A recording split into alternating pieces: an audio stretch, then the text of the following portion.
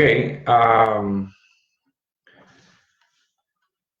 damos la bienvenida a los hermanos que en estos minutos se están conectando a la transmisión especial que hacemos como iglesia en una condición donde se ha recomendado evitar las reuniones públicas en Chile debido a la pandemia por todos conocida. Sin embargo, agradecemos al Señor la posibilidad de usar estos medios que Dios también provee para compartir el Evangelio más allá de las fronteras del templo y podemos llegar a otros lugares que quizás no habíamos pensado. Eh, Así que, repito, damos la bienvenida a los hermanos. La idea del día de hoy es compartir el Evangelio y agradecemos como siempre al Señor el ser expuesto al Evangelio, el ser expuesto a la verdad que nos consuela en periodos como estos. En periodos como estos, lo que la Iglesia busca es un poco de luz. Lo que el mundo busca es luz en momentos que hay mucha confusión. Y la palabra dice, y la palabra asegura, ser luz para nuestros pies. Luz es a mis pies tu palabra, y lumbrera a mi camino, dice la palabra del Señor. Así que con esa confianza vamos a usar este medio hasta donde sea posible. Después que pase esta restricción, volveremos entonces a reunirnos cada congregación en sus templos para celebrar el Día del Señor, pero por mientras lo haremos de esta manera. Comenzamos orando al Señor, como siempre, buscando la dirección del Señor, que el Señor tome dominio del instrumento, que el Señor se haga parte de esta predicación, que el nombre del Señor sea exaltado y no el del instrumento, que el nombre de Jesús sea más puesto en alto que el nombre de coronavirus u otro problema. Que el nombre del Señor sea puesto muy en alto. Así que les invito a un momento de oración y oramos al Señor. Señor, te damos gracias una vez más por estar reunidos, Señor, como familia en la fe. Señor, en este momento pido tu asistencia, Señor, y seas tú usando el instrumento, que a pesar del instrumento, tu evangelio sea proclamado, que muchos sean consolados, los ojos de los ignorantes sean iluminados, Señor, y que haya luz, Señor, que dirija y oriente nuestro corazón. Bendecimos tu nombre, bendecimos a cada hermano que se ha unido esta mañana. Pedimos tu gracia en el nombre de Jesús. Amén. Pues bien, el mensaje de la mañana se encuentra en el Evangelio de Marcos, capítulo 35, capítulo 4, verso 35 al 41. Vamos a estar leyendo ahí en Marcos. Yo tengo acá mis apuntes.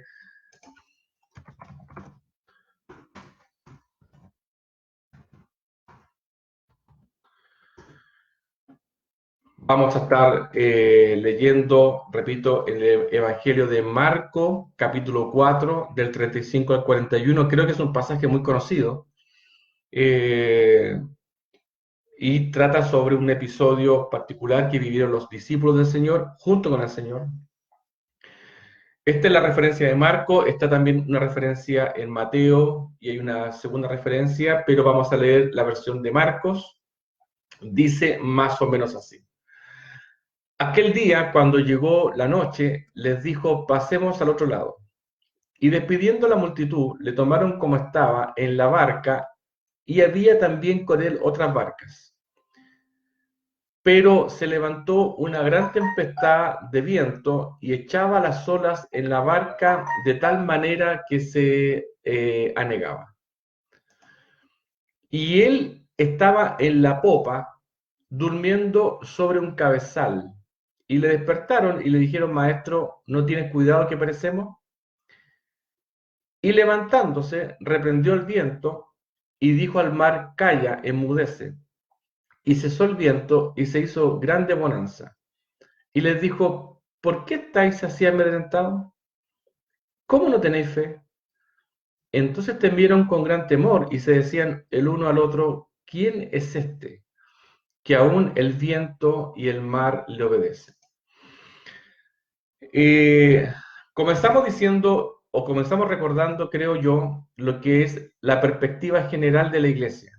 La iglesia tiene, eh, se desarrolla en un contexto muy particular que Dios lo profetiza en su palabra.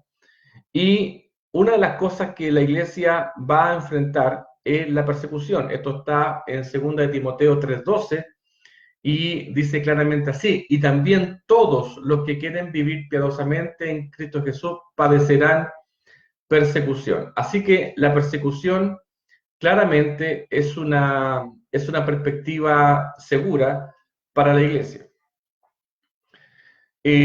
Otra perspectiva también segura para la iglesia es que seamos aborrecidos. Esto está en Mateo 4:9, cuando dice, entonces os entregarán a tribulación y os matarán y seréis aborrecidos de toda la gente por causa de mi nombre.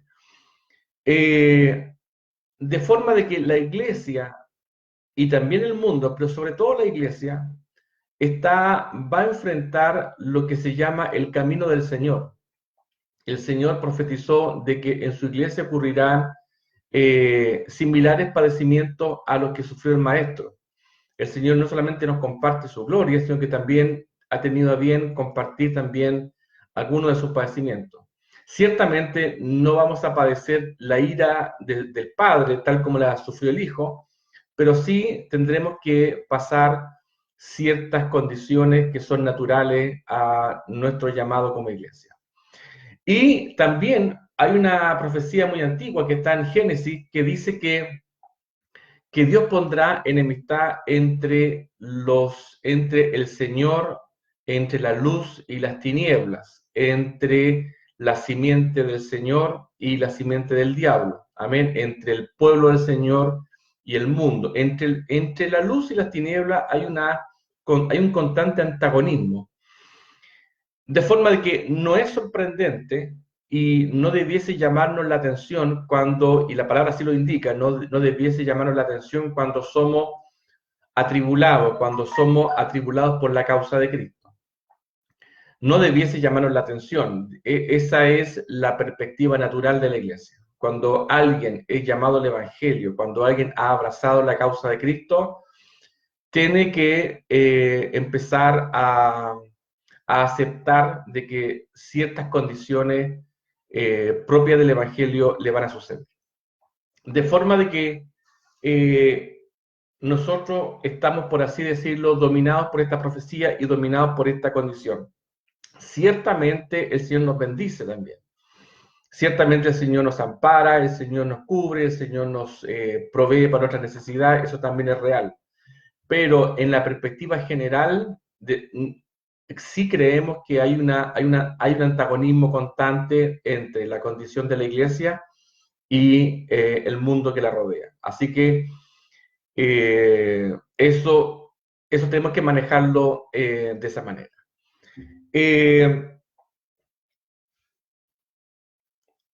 Sin embargo, la prueba de ser expuesto a una situación antagónica no consiste en no tener miedo. O sea, cuando el Señor nos expone a una situación antagónica, cuando los mártires tuvieron que morir, cuando el Cristo tuvo que padecer, cuando los profetas fueron rechazados, cuando los cristianos de la primera iglesia fueron perseguidos.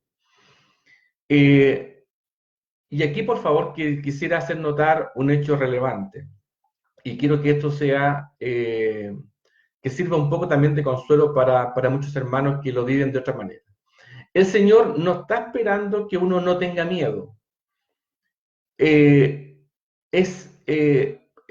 obvio que el cristiano va a tener miedo. O sea, cuando uno sea expuesto a los leones, cuando Daniel bajó a la fosa de los leones, Daniel no bajó cantando. Y cuando vio el león cara a cara, creo yo, y ya sería parte de una especulación, creo que fue una situación bastante dramática. Cuando Abraham tuvo que ir a matar a su hijo, él sintió angustia. Me imagino la noche anterior, lo que habrá sido para Abraham tener que preparar el cuchillo que le iba a cortar el cuello a su hijo. Yo eso no me hago ni idea de eso. El Señor no está esperando que tú como cristiano no tengas miedo. Esa no es la prueba de la fe. La prueba de la fe no consiste en que el cristiano no va a tener miedo. Y hay que sacarse pronto esa idea. O sea, no es una falla de la fe el que uno tenga miedo. No es una falla de la fe el que un ser querido cuando se enferma tú no te angusties. Es parte de la experiencia cristiana natural y normal. Es parte de una experiencia cristiana sana de que el cristiano tenga miedo y se angustie. Eso es normal, eso es permitido de parte de Dios, no es un pecado. No es un pecado que tú sientas angustia frente a la persecución, frente a un escenario inminente, digamos. Pero hay algo más, creo yo, en el relato que acabamos de leer de los discípulos en la barca que nos permite ayudar, que nos ayuda a entender un poco más el Evangelio en ese sentido. Por favor, quisiera que volvamos a lo de Marco. Vamos a leer la transición en el versículo 40 al versículo 41. Y es interesante porque a mí me llama mucho la atención de la cena. La cena es, Dios la provoca, claramente. En la soberanía del Señor, Dios provocó eso. Cristo sabía perfectamente lo que iba a ocurrir. Sabía perfectamente que los discípulos iban a gritar, la iban a pasar mal durante algunas horas. Y es interesante porque si uno lee algunas, o si uno ve algunas películas de náufrago o de situación en alta mar, etcétera, uno ve las caras de las personas que claramente reflejan, digamos, lo que estoy diciendo. Estaban los discípulos en la barca y se levanta una tempestad en medio de la nada. Una tempestad que da lo mismo cuanto usted grite. Nadie te va a ir a buscar. Da lo mismo, da lo mismo si usted grita o no grita, nadie te va a escuchar. No hay un guardacosta que te vaya a ir a buscar, no hay nada. La perspectiva más segura es que te vas a morir. Y la muerte por ahogo, digamos, es una muerte bastante trágica porque eso de respirar agua con sal y saber y verte a ti muriendo, creo que no es algo muy dramático, digamos. Bueno, toda muerte es dramática, pero esa muerte en particular que tú no puedas hacer nada, es muy dramático.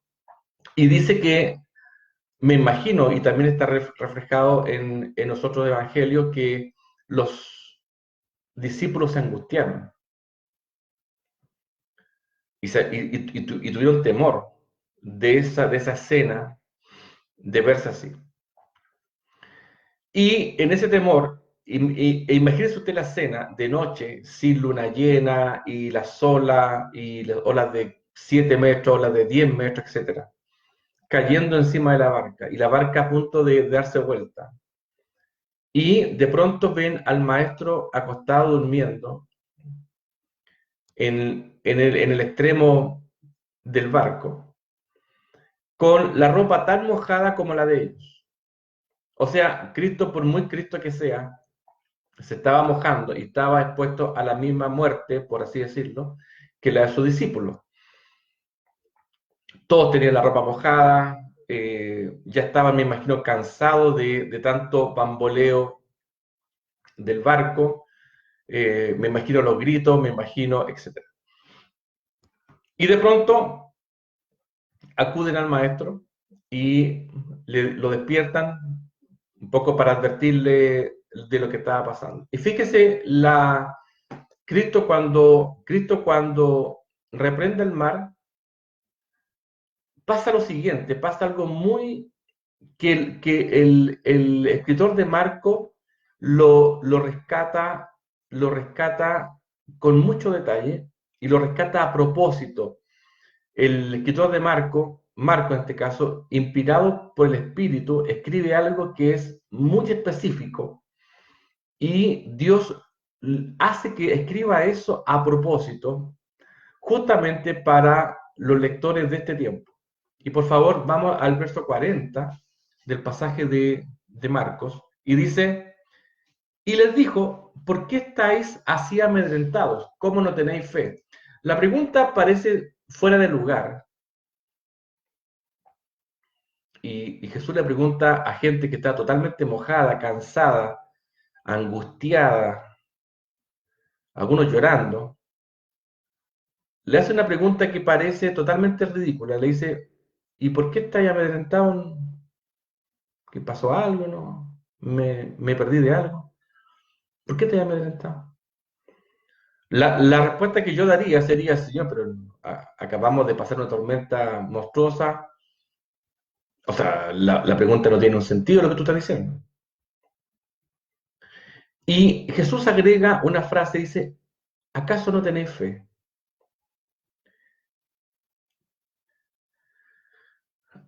Nuestro hermano en nuestra iglesia eh, está nuestro hermano Antonio, Antonio Román. Antonio Román hace poco pasó un episodio muy, muy dramático en que él con su esposa le pasó algo muy dramático a su hijo de 5 años, Danielito, a quien queremos mucho, le pasó un problema en el estómago y no se recuperaba, no se recuperaba y cayó en la UTI, cayó en la UCI y fue un momento, fueron horas de angustia porque tampoco tenían cama, fue dramático. Y no encontraban tampoco el problema porque no era una peritonitis, no era una apendicitis, nadie sabía lo que era, se especuló que era cáncer, se especuló que era un tumor, bueno. Pero después que pasó el problema de Antonio, me imagino yo que cuando le dan el diagnóstico y la doctora sale y le dice ya está todo bien, encontramos el problema, Daniel se está recuperando, me imagino que eso fue un alivio para Antonio, lo cual es obvio, ¿no? O sea, lo cual es obvio ver a su hijo recuperándose, ver a su hijo que pasó la tempestad. Cuando pasa la tempestad, lo obvio es que tú te calmes y te goces y alabe al Señor. Si tú eres cristiano, tú alabe al Señor, renueves tus votos, no sé. Hagas acciones que son naturales cuando pasa la tempestad. Todos los que hemos vivido una situación dramática, cuando alguien ha perdido la pega y después encuentra pega, cuando alguien pierde, cuando un hijo, cuando un familiar se enferma y el familiar se sana, cuando pasa un drama en la familia y el problema pasa, lo normal es gozarse, lo normal es alabar al Señor. Eso es lo normal, eso es lo que haría cualquier persona normal.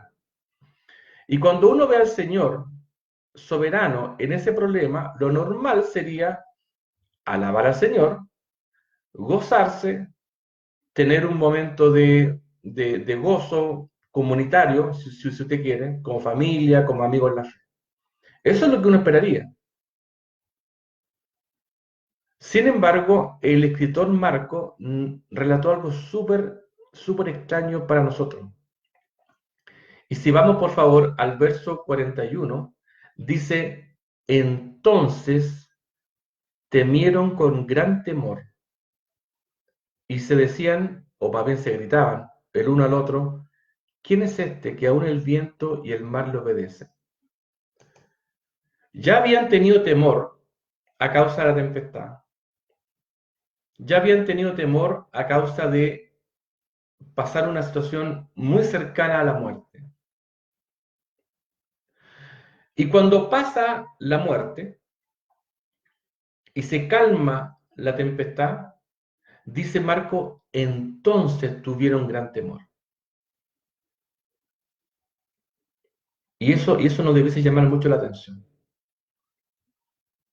En vez de decir, y los discípulos se postraron delante de Cristo y cantaron canciones y alabaron a Dios y se gozaron en gran manera, etc. Lo que se relata ahí es algo muy raro.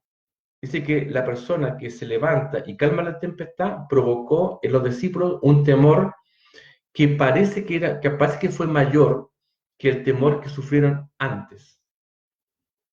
Dice, entonces tuvieron gran temor. Fue la misma situación que vivió Pedro cuando pasó la famosa pesca milagrosa. Dice que llegó a la playa, se inclinó delante de Cristo y le dijo, apártate de mí, porque soy hombre pecador. En vez de gozarse Pedro de haber tenido un buen negocio, una buena pesca, mucho producto para vender, su reacción fue totalmente contraria. Se postra delante del Señor y dice, apártate, ándate de aquí, porque soy pecador. Es la persona de Cristo revelándose, algo mucho más grande que la tempestad que acaban de ver. Y es la misma escena que vivió Job cuando, después de su tragedia, después de toda su pérdida de cosa y de salud, dice, mas ahora mis ojos te ven. Y en vez de gozarse, Job, de ver al Señor y alabar y todo eso, no hace eso. Lo que hace dice, mas ahora me arrepiento y me humillo en polvo y ceniza. Algo ve Job que es mayor que toda su tragedia junta.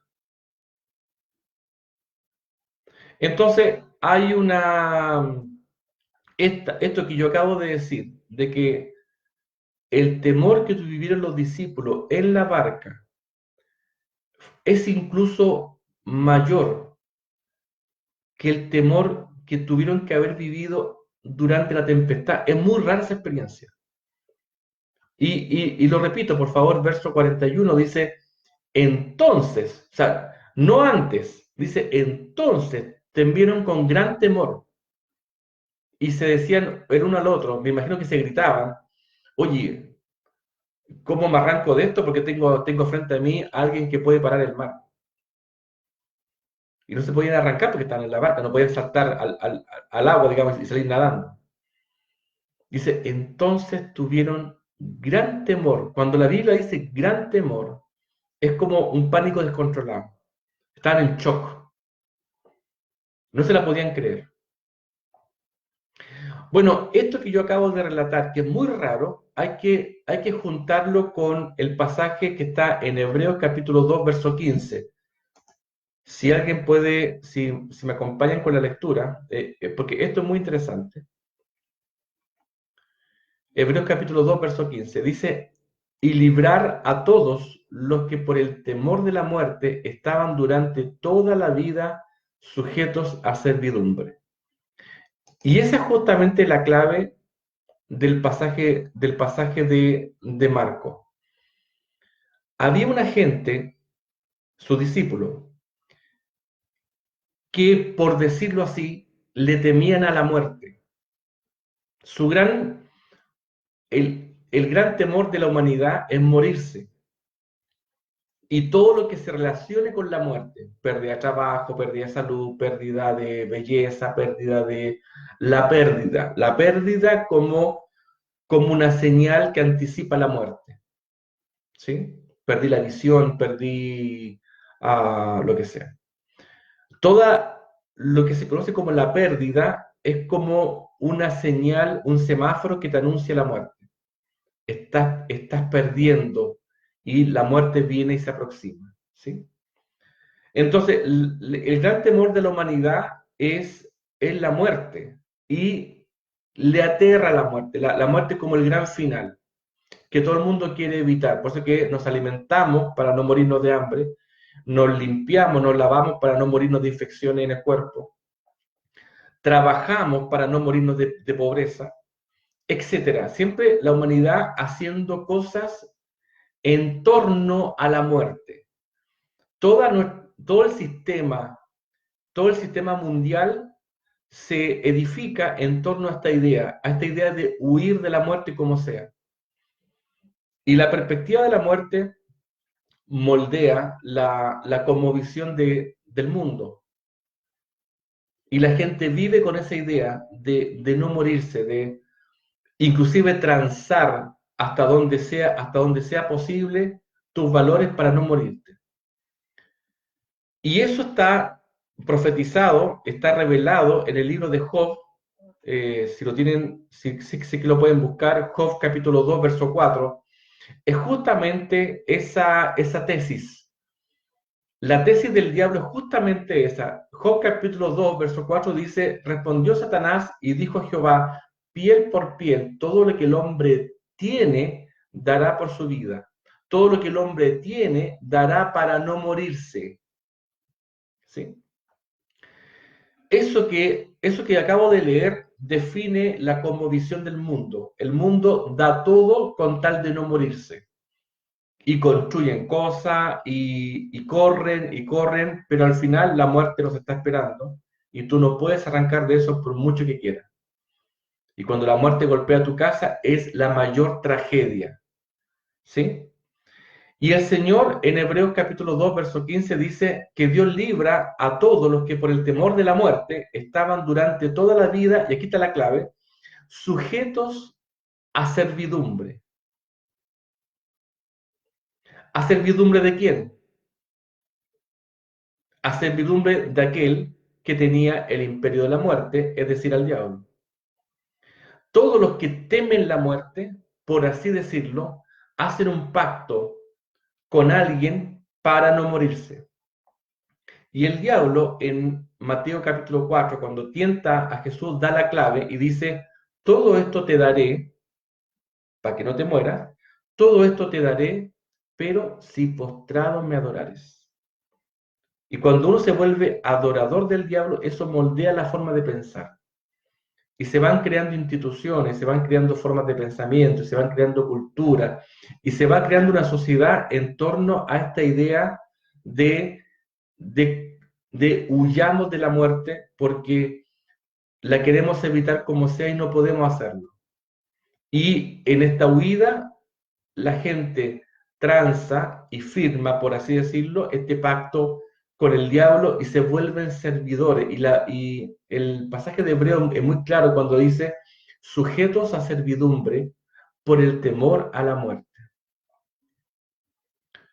Entonces, cuando el Señor manifiesta su gracia en la barca a personas que estaban sujetos a servidumbre, lo que Dios le está revelando es que hay un algo sobre la muerte, hay algo más allá que es más grande que la muerte, donde la muerte, por así decirlo, en comparación, no tiene ningún sentido. Al punto que Jesús dice, no teman a los hombres, porque lo mucho que pueden hacer es matarlo a usted. Y Jesús dice, más bien temed a aquel que tiene poder y autoridad para fijar el destino de vuestras almas.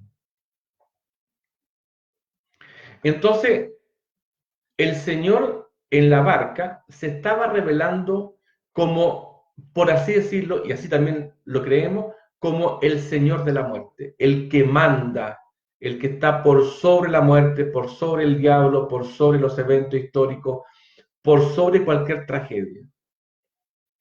Entonces, sin embargo, hay una tragedia que sufren las personas que no son cristianas, y la Biblia lo dice, pero el hombre natural no percibe estas cosas, porque se han de discernir espiritualmente, o sea, por medio de la revelación del Espíritu. Entonces, el hombre natural que no tiene al Señor, lo único que ve es la materia y los hechos.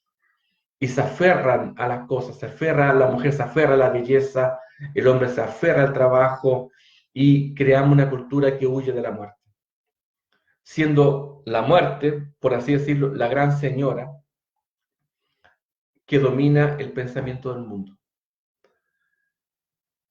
Entonces, lo que el Señor está diciendo acá es que el Señor puede liberarnos, y ahí está la promesa de Hebreos capítulo 2, verso 15, que el Señor cuando hace a alguien cristiano, lo libera de esta servidumbre debida al temor a la muerte.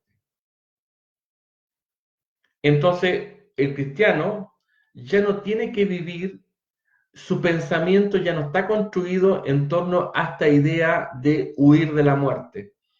No estoy diciendo que tú no tienes que tener miedo. Vamos a tener miedo, a eso voy. Pero no vivimos en la perspectiva de que la muerte es la que domina toda nuestra existencia. Y Pablo dice, oh muerte, ¿dónde está tu muerte? ¿Y dónde está, oh sepulcro, tu aguijón? Pablo, impregnado, lleno del Espíritu, dice, se para frente a la muerte y le dice, ¿dónde está tu poder? Y la muerte ya no se enseñoreará más de ellos. En el sentido de que ya no es la gran señora que domina nuestra perspectiva.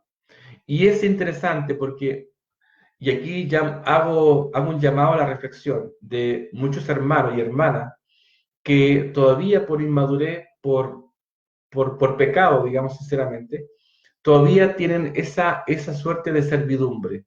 Muchas hermanas, yo lo he visto, quieren ser bellas y no hay ningún problema con eso, pero viven con ese temor a ser rechazadas por fea y la fealdad como un anticipo de la muerte, ¿no? Como esa, como una característica de la muerte, ¿no? Y por ende la belleza como una moneda de cambio para ser aceptado en sociedad.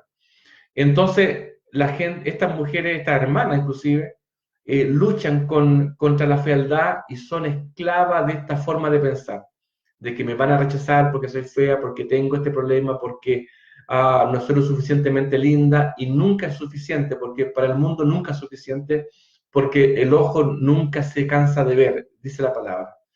Entonces las hermanas viven en esta servidumbre, en esta esclavitud de siempre querer agradar y siempre huir de la muerte. Y la forma que tienen de huir de la muerte es que haya una aceptación de la sociedad, de que le digan linda, ¿sí?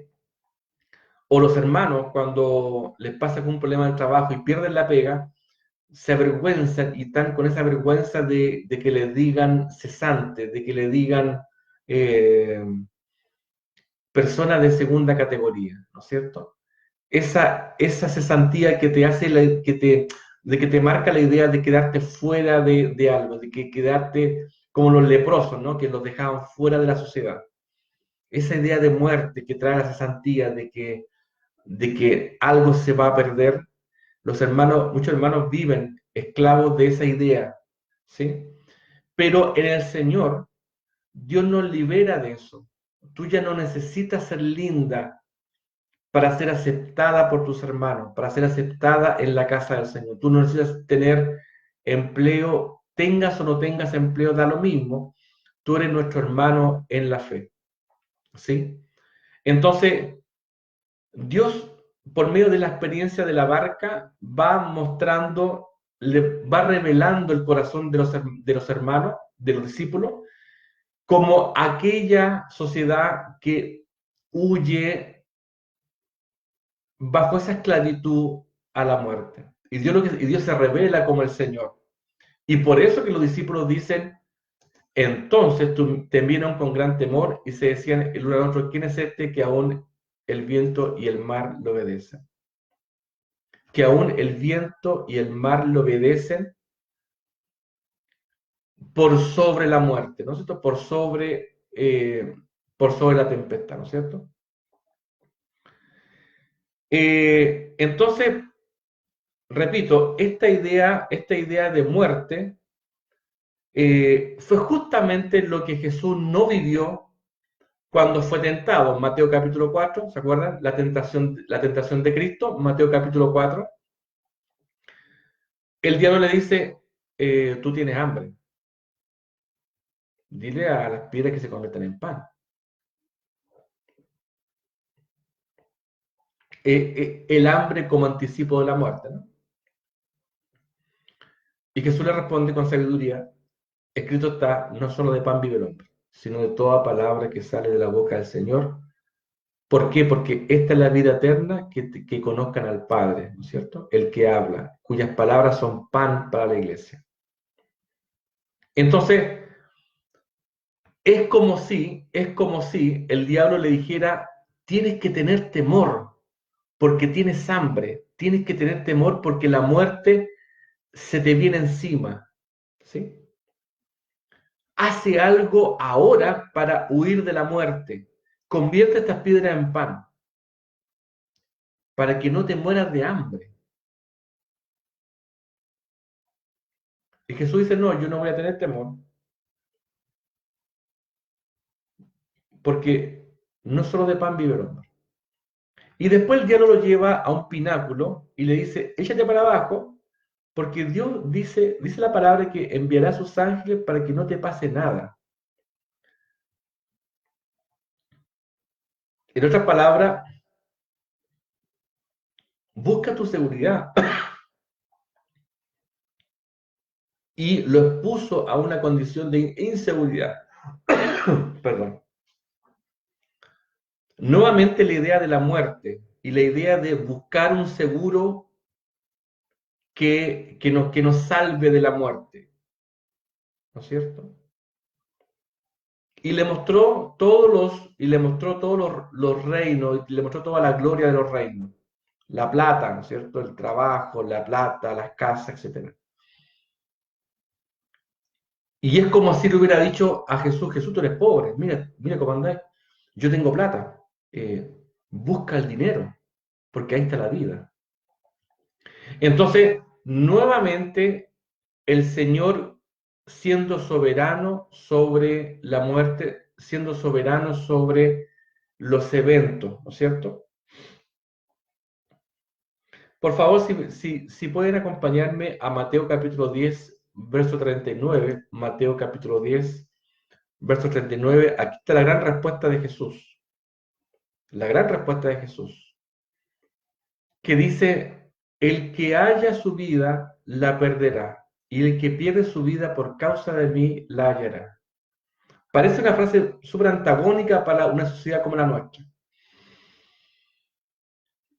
El que haya su vida, ¿no es cierto? El que se subordina a esta forma de pensar dominada por la idea de la muerte, ¿sí? El que salva su vida con pintura para la cara, el que salva su vida, ¿no es cierto? El que haya su vida. El que haya su vida subordinado a este diablo, ¿no es cierto? Que nos promete huir de la muerte, siendo que él está muerto, ¿no? Dice, pero el que pierde su vida por causa de mí la hallará. Es decir, el que se entrega a la cruz de Cristo, ¿no es cierto? El que se subordina al señorío de Cristo, hallará su vida, hallará la vida eterna, ¿no es cierto? Entonces, no hay posibilidad de juntar las dos cosas. O tú vives dominado por el materialismo, por el humanismo, que te dice que esta es toda la vida que hay y tienes que salvarte como sea, lograr ganar lo más que pueda, ser lo más linda que pueda, etc. Si tú vives dominado por esa noción, o vives dominado por los principios del reino del Señor. Busca el reino de Dios y su justicia. Y todo lo demás será añadido, pero cuando se te añada, comparado con Cristo, ni siquiera lo vas a notar. ¿Sí? Entonces, el mensaje para ya estamos terminando, el mensaje para estos tiempos donde el diablo, por así decirlo, donde el diablo grita todo lo que puede a través de estas pandemias. No estoy negando la pandemia, o sea, creo firmemente que la pandemia está sucediendo, están muriendo personas en Italia, ya murió una persona en Chile, hay muchos enfermos, eso es real. Pero lo que, pero esa no es toda la realidad que hay. Sí, estaban en la barca existió, históricamente hubo una barca, hubieron discípulos, hubo una tempestad, eso es real, el agua de verdad que mojó mi ropa, tuve miedo, el barco de verdad que se movió, pero esa no es toda la realidad que hay. No tenemos que vivir huyendo de la muerte. Esto no es un llamado a no ser prudente, no es un llamado a no lavarse las manos, no respetar la cuarentena, etc. No estamos diciendo eso, lo que estamos diciendo es que no tenemos que vivir en una forma de pensar en torno a la muerte, en torno a la materia. No estamos obligados a pensar así. Y la prueba de esto son los mártires, Cristo, etc. Pablo dijo, he acabado la carrera, ya he peleado la batalla y me van a matar. Y, y ya está. Pero Pablo dijo, yo sé que hay algo más allá de esto. Y su hermano Juan, el apóstol, un libro, el Apocalipsis, justamente para consolar a los hermanos que estaban viviendo persecuciones, muerte, peste, etc. Y voy a terminar leyendo una porción de Apocalipsis, esto está en Apocalipsis 21, versos 3 al 5. Esto es un pasaje, pero hermosísimo. Dice, y oí una gran voz del cielo que decía, he aquí el tabernáculo de Dios con los hombres. Y cuando Dios dice esto, el tabernáculo de Dios con los hombres, un judío bien informado se habrá acordado de cuando Moisés instalaba este tabernáculo, que era móvil, de hecho, al medio del campamento. Y era móvil justamente porque nosotros somos peregrinos en esta tierra. Es un tabernáculo, no era un edificio con radier que no se podía mover. Ya que estamos de paso en esta tierra, el tabernáculo tiene que ser móvil. ¿Sí? He aquí el tabernáculo de Dios con los hombres, y Él morará con ellos, y ellos serán su pueblo, y Dios mismo estará con ellos como su Dios. Aquí, por favor, una pausa. Si bien es cierto que esta parte de Apocalipsis está escrito en futuro, dice, y Él morará en el futuro, y ellos serán su pueblo, y Dios mismo estará con ellos como su Dios. Alguien que lee eso dice, eso es en el futuro. Pero la Biblia no nos deja pensar así. Por mucho que está escrito usando el verbo en futuro, la realidad de esa verdad es que eso ocurre ahora, en el presente, hoy, a esta hora a las 12:13 según mi reloj acá en Chile. Es como si dijera, he aquí el tabernáculo de Dios con los hombres y Él mora con ellos. Y ellos son su pueblo. Y Dios mismo está con ellos como su Dios. Como la Biblia nos autoriza a leer esta verdad en tiempo presente, eso es muy interesante porque lo que viene después también lo podemos, por así decirlo, apropiar para el día de hoy, a esta hora. Dice, enjugará Dios toda lágrima de los ojos de ellos, y ya no habrá, y aquí la clave, y ya no habrá más muerte. Pero usted me dirá, oiga, pero si yo me voy a morir, po. Oye, mi familiar se murió hace poco. ¿Cómo usted me dice que no hay muerte? Si hay muerte, pues hermano. Los hermanos se mueren, pues. ¿Cómo usted dice que usted está mintiendo, pues hermano? ¿Cómo dice que ya no habrá más muerte? La, la forma de interpretar ese versículo no es que tú no te vas a morir de un infarto. No está hablando de eso. Lo que dice ahí, dice que la muerte ya no tiene poder sobre ti. Por mucho que te mueras físicamente, Dice el Señor que en aquel día los muertos en Cristo resucitarán. No solamente el alma. Dice, los cuerpos de los muertos se levantarán de los sepulcros y se levantarán a la gloria eterna. Porque Dios no solamente compró el alma en la cruz, también compró el cuerpo en la cruz. ¿Sí? Entonces, cuando dice ahí, y ya no habrá más muerte, ya no hay muerte. La muerte no domina al pueblo del Señor. Por mucho que la muerte nos quiera mentir, y la Biblia dice que el diablo es padre de mentira, y el diablo habla de sí como y dice públicamente, yo tengo la llave de la muerte, y van a morir, y se van a morir, y se van a morir. El pueblo del Señor tiene un Señor, ¿no es cierto? Y este Señor dice, yo he vencido al mundo. Y no solo venció al mundo, también venció a la muerte y condenó al diablo. ¿Sí? Y dice, enjugará Dios toda lágrima de los ojos de ellos y ya no habrá más muerte, ni habrá más llanto, ni clamor, ni dolor, porque las primeras cosas pasaron. Y el que estaba sentado en el trono, Dios mismo, dice, he aquí, yo hago nuevas todas las cosas. Y me dijo, escribe porque estas palabras son fieles y verdaderas. He aquí, yo hago nuevas todas las cosas.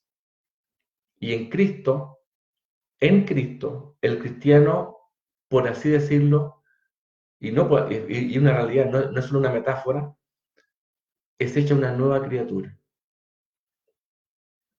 Y la muerte pasa de la casa del cristiano y ya no tiene poder sobre el cristiano. No tenemos que huir, no tenemos que pensar de esta manera. Amén. Así que agradecemos al Señor el haber compartido esta palabra. Seguimos insistiendo a la iglesia que mantengamos las condiciones de cuidado, porque el cristiano, a diferencia del impío, el impío no acepta corrección y el impío, viendo el mal, no hace caso y pasa y lleva el daño. En cambio, el cristiano tiene autocuidado, ¿cierto? Nos lavamos las manos, hacemos la cuarentena, etc. Pero, repito, no vivimos como el mundo. Si teníamos que vivir como el mundo, ¿qué sentido tiene ser cristiano entonces? Si yo iba a sufrir como el mundo, si yo iba a temer como el mundo al coronavirus, si yo iba a angustiarme como el mundo, si yo iba a lamentarme como el mundo, entonces, ¿qué ganancia tiene ser cristiano? Bueno, la ganancia está en que el Señor nos dice que Dios está por sobre la muerte y ya no tenemos que temer esta pérdida, porque en Cristo no suceden las cosas de esa manera. Si mañana yo tengo que partir, o tiene que partir mi esposa, o tiene que partir mi hijo, o tiene que partir la iglesia, o tenemos que ser perseguidos, sí, vamos a tener miedo, sí, vamos a llorar, lo que tú quieras, pero no como el mundo llora, no con la perspectiva del mundo. Nuestra carne se va a doler porque en nuestra carne todavía está esta ley del pecado, esta ley de la carne, que todavía esta carne sufre materialismo y humanismo. Pero en el hombre interior nos deleitamos en Cristo, en el hombre interior nos gozamos en el Señor. La carne que sufra todo lo que quiera, porque la carne está dominada por la ley de la carne. Pero en el hombre interior, la iglesia del Señor se va a gozar en el Señor fin. Y así como el apóstol, amarrado a un palo en la cárcel, se puso a cantar, y así como los hermanos que fueron capturados dijeron que se pegue la lengua en el paladar si aquí en nuestra condición no podemos cantarle al Señor, y se pusieron a cantar al Señor. Y dice que Daniel, estando en el horno de fuego con sus hermanos, dice que Nabucodonosor vio a un cuarto que era semejante al Hijo de los Dioses. Y había, por así decir, una alabanza en ese horno de fuego. Había un gozo del Señor. ¿Sí? Y Dios se va a revelar y Dios se va a glorificar en medio de la iglesia. En estos tiempos de coronavirus, Dios se va a glorificar en medio de la iglesia. Dios no va a dejar que el nombre de coronavirus se hable más veces que el nombre de Cristo. En el pueblo del Señor, el nombre de Cristo es el que es levantado, no el de coronavirus. No haremos de coronavirus un ídolo invencible que tenemos que temer y ya. La iglesia del Señor, aún en el horno de fuego del coronavirus, nos vamos a gozar en el Señor. Porque el Señor es nuestro gozo, dice la palabra del Señor.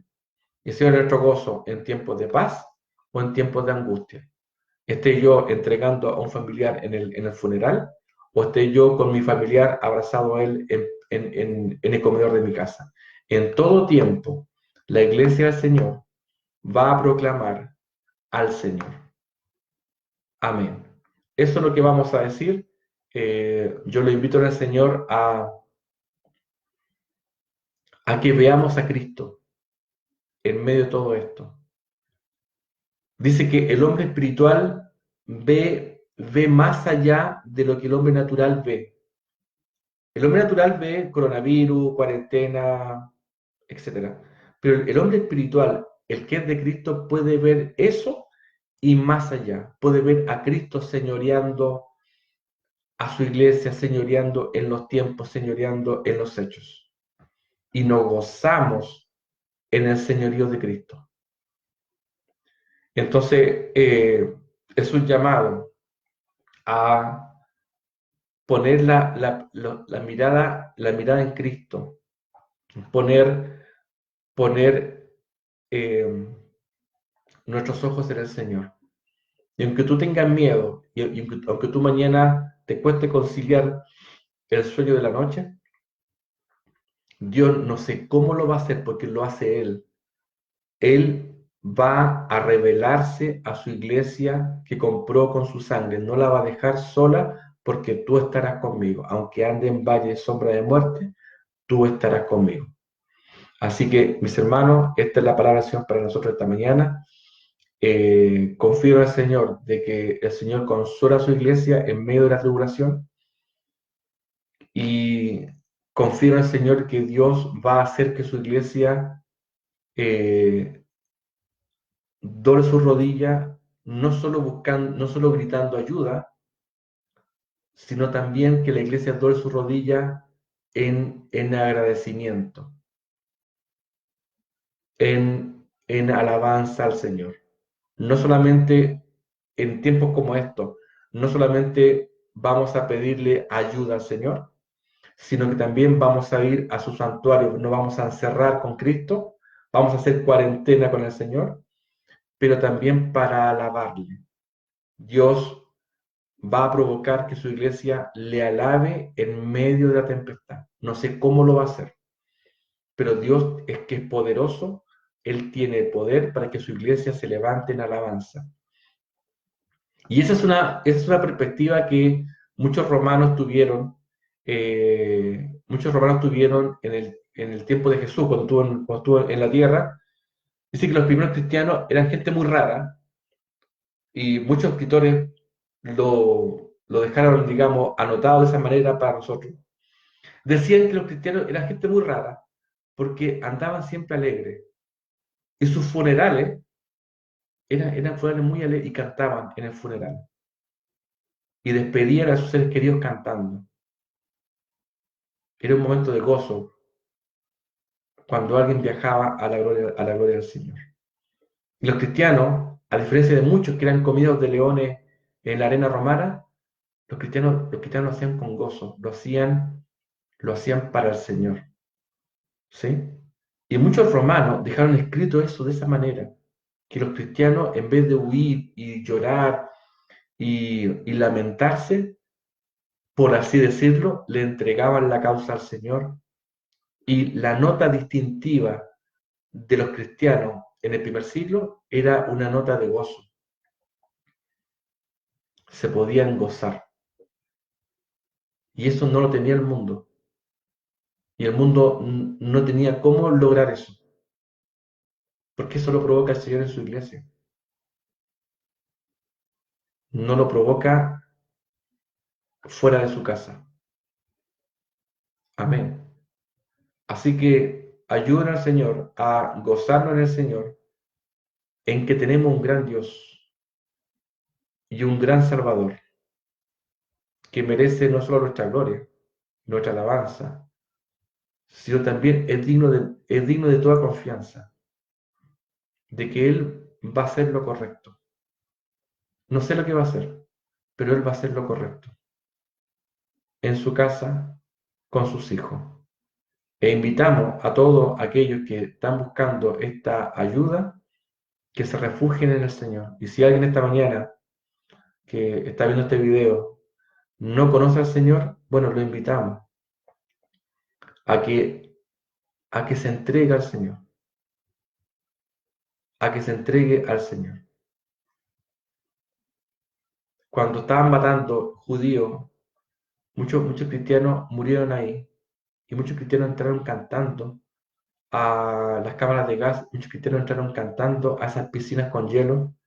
Y hubo un caso muy particular de que unos judíos cristianos cayeron a una piscina de hielo en pleno invierno en Alemania y lo hacían cantando. Y dice que el oficial nazi que estaba ahí, el verdugo, digamos, que estaba ahí para asegurar que nadie escapara, dice que botó su fusil, se desnudó y entró con ellos a la piscina de hielo. Y sus compañeros le preguntaron qué está haciendo. Y él le respondió, bueno, ahora me doy cuenta que en ello, en ello está lo que yo estoy buscando. Y murió. Es muy parecido a lo que le pasó al soldado cuando le abre el costado al maestro y cae agua. Y dice, ahora verdaderamente me doy cuenta que este es el Hijo de Dios. Que no está en Roma, no está en Roma la salida a mis problemas. Lo que yo estoy matando, ahí está mi respuesta. Y el Señor en su cruz dice, Padre, perdónanos porque no saben lo que hacen. Mis hermanos, estamos en los tiempos en que tenemos que definirnos y tenemos que ser la iglesia que el Señor, una iglesia que honre al Señor, una iglesia que no es como el mundo, una iglesia que honre el nombre del Señor. ¿Sí? Una iglesia que no llore como el mundo, que no se aflija como el mundo. Una iglesia que aunque le falten cosas, en la mesa de cada familia va a estar el Señor. Y será ese nuestro gozo. Y Dios nos va a consolar con su palabra a través de su iglesia.